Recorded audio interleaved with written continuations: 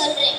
Second world வார்ல நிறைய சின்ன பிள்ளைங்க சாப்பிட சாப்பாடு இல்லாம குடிக்க தண்ணீர் இல்லாம இருந்து கஷ்டப்பட்டுக்கிட்டு இருந்தாங்களா.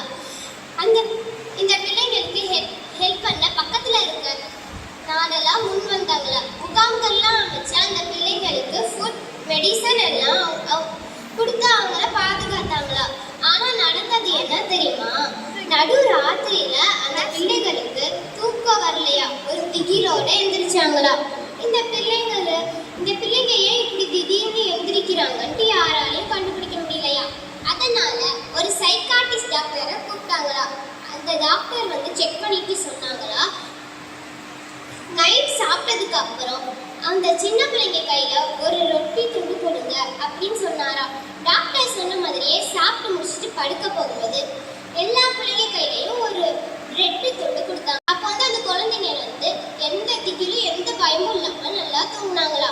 அப்போ டாக்டர் சொன்னாரா, இந்த குழந்தைங்க கொஞ்ச நாளுக்கு முன்னாடி உணவு கிடைக்காம ரொம்ப பட்டினியால இருந்தாங்கல்ல. அப்போ அவங்களுக்கு உணவு குறித்ததான நினைவு வரும்போது அவங்களுக்கு தூக்கம் வராது. அதனாலதான் இப்போ உங்க கையில ரொட்டி துண்டு கொடுக்க சொன்னேன்னு டாக்டர் சொன்னாரா.